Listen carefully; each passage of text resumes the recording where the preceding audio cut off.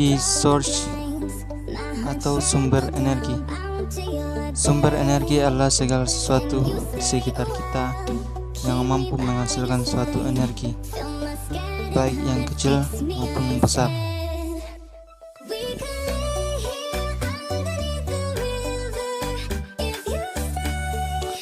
Sumber energi masa depan dapat dibagi menjadi dua kategori. 1. Sumber yang dapat habis, misalnya bahan bakar fosil seperti batu bara, minyak mentah, gas alam, dan lain-lain. 2. Sumber yang tidak habis-habisnya atau terus-menerus, misalnya hidrolik, energi angin dan matahari, energi dari lautan, limbah dan bahan bakar sintesis. Nah, mungkin ada yang belum mengetahui apa itu bahan bakar sintesis. Bahan bakar sintesis adalah bahan bakar cair atau terkadang bahan bakar gas yang diperoleh dari gas sintesis, campuran karbon monoksida dan hidrogen, di mana gas sintesis tersebut berasal dari gasifikasi bahan baku padat seperti batu bara atau biomasa, atau dengan mereformasi gas alam. Nah, energi atom atau energi nuklir dapat dianggap sebagai sumber yang dapat habis karena deposit uranium dan thorium dapat dikonsumsi sepenuhnya. Oke.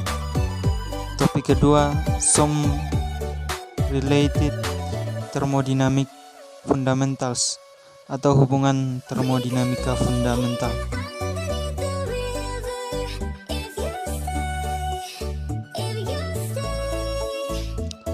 Dalam termodinamika, hubungan termodinamika fundamental adalah 4 persamaan fundamental yang menunjukkan bagaimana empati besaran termodinamika penting pada variabel yang dapat dikontrol dan diukur secara eksperimental. Dengan demikian, mereka pada dasarnya adalah persamaan keadaan, dan dengan menggunakan persamaan fundamental, eksperimen data dapat digunakan untuk menentukan besaran yang dicari seperti G atau H.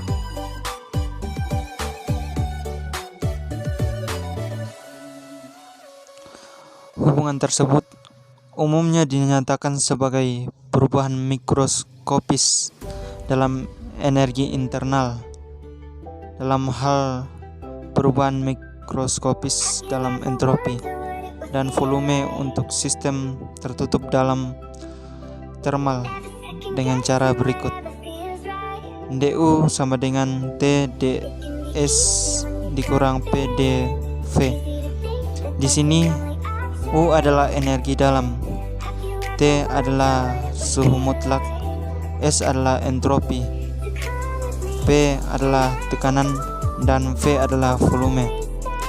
Hubungan ini berlaku untuk perubahan reversible atau perubahan dalam sistem tertutup dan tekanan seragam pada komposisi konstan. Oke.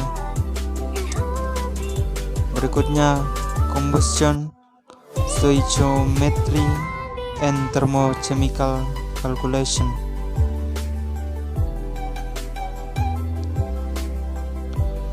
Stoichiometry pembakaran.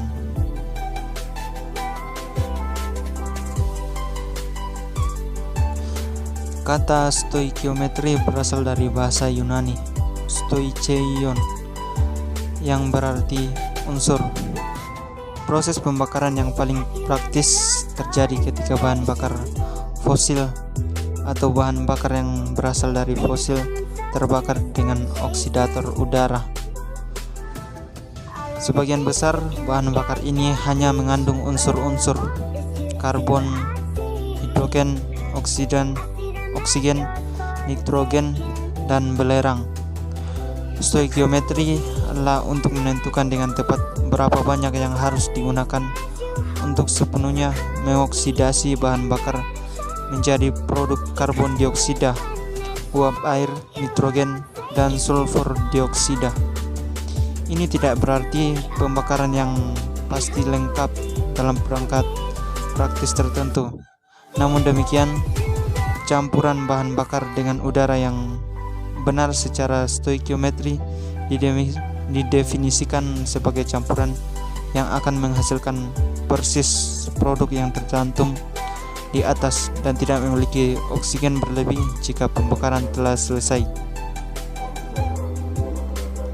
Perhitungan termokimia. Termokimia adalah suatu ilmu bagian dari termodinamika kimia yang mempelajari perpindahan panas pada saat terjadi suatu reaksi kimia maupun fisika.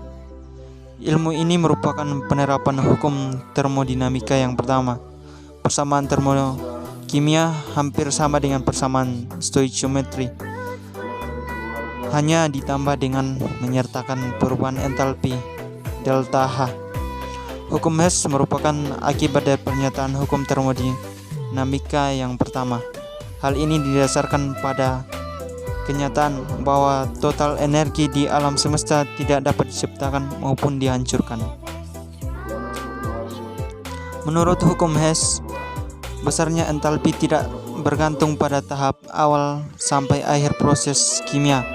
Dengan kata lain, hukum Hess menyatakan bahwa besarnya total perubahan entalpi selama terjadi reaksi adalah sama, meskipun terdiri dari satu tahap atau terbagi menjadi beberapa tahapan. Entalpi adalah kandungan panas suatu sistem yang dilambangkan dengan simbol H.